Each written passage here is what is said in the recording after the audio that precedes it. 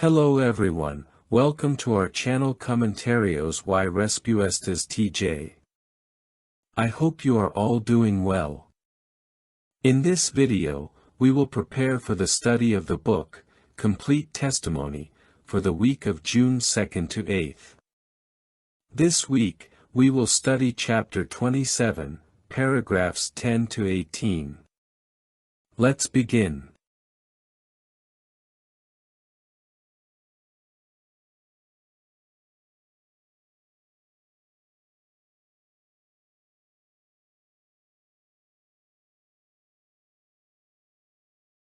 Question 10. Under what circumstances was Paul in Rome, and what did he do shortly after arriving? Paul was under house arrest in Rome, staying alone with a soldier who was guarding him. Shortly after arriving and recovering for 3 days from the journey, he called the Jewish leaders of Rome to introduce himself and give them a testimony.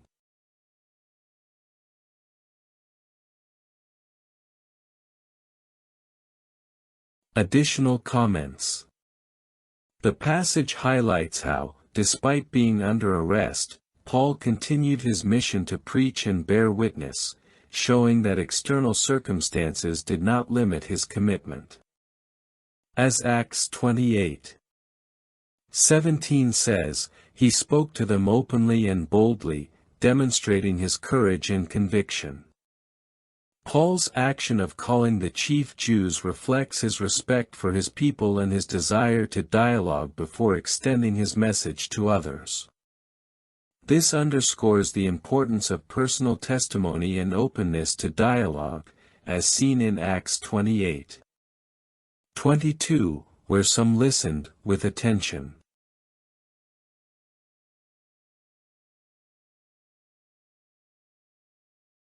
Questions 11 and 12. What did Paul do to dispel any prejudice of the Jews in Rome?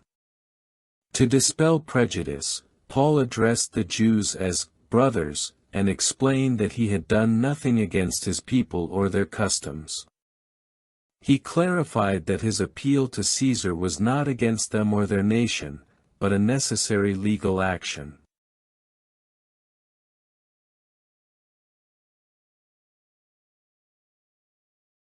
Additional comments.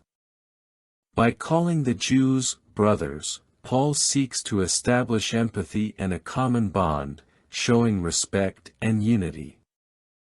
This is consistent with 1 Corinthians 9:20, where Paul adapts his message to approach different groups, emphasizing the importance of cultural respect. Paul's detailed explanation of his appeal reveals his transparency and desire to remove misunderstandings. His defense is not only legal but also an act of loyalty to his people, reflecting the tension between justice and popular perception.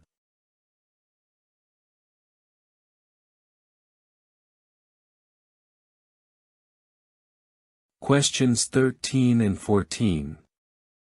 How did Paul begin to speak about the kingdom, and how can we imitate him? Paul began to speak about the kingdom by mentioning that he was in chains for the hope of Israel, thereby arousing the curiosity of the Jews to listen to his message. To imitate him, we should use statements or questions that awaken interest and curiosity when preaching.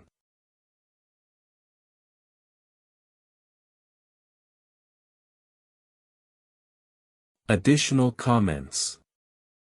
Paul connects his personal situation with the common hope of the kingdom, showing how to use one's circumstances to draw attention to the central message, as reflected in Acts 28:20.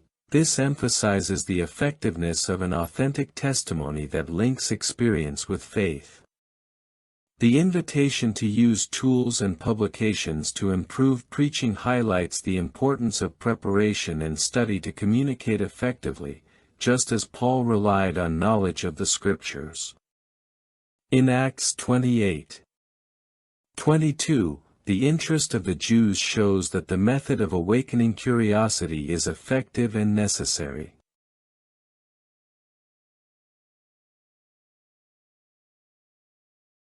Question 15. What four aspects of Paul's testimony can we highlight? The four aspects of Paul's testimony are: he focused on the kingdom of God. He was convincing in reaching the hearts of the listeners. He based his arguments on the scriptures. He preached with dedication, from morning until evening, without considering his convenience.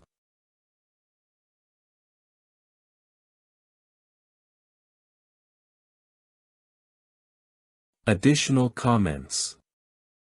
Paul shows total commitment to his message, relying on the authority of the scriptures to convince, reflecting the importance of preparation and sincerity when preaching, as seen in Acts 28:23.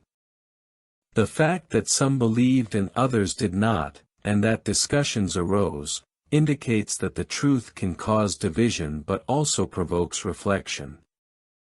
Paul was not seeking to please but to be faithful to the message of the kingdom.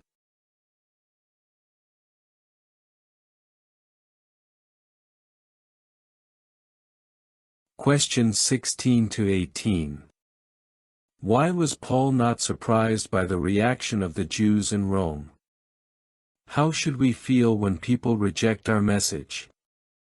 Paul was not surprised by the reaction of the Jews in Rome because it matched prophecies about hardened hearts that would not accept the message.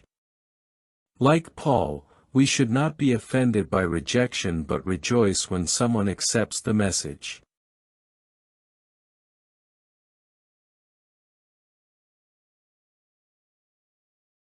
Additional comments. Paul relies on Isaiah's prophecies to explain the hardness of the human heart toward the message, showing that rejection is neither new nor unexpected. This helps us understand that persistence and patience are essential in preaching. The hope that the nations will listen encourages us to keep our spirits up in the face of rejection, remembering that the purpose is to reach those who are open. As Luke 15:7 says, the joy is in receiving those who respond with faith and sincerity.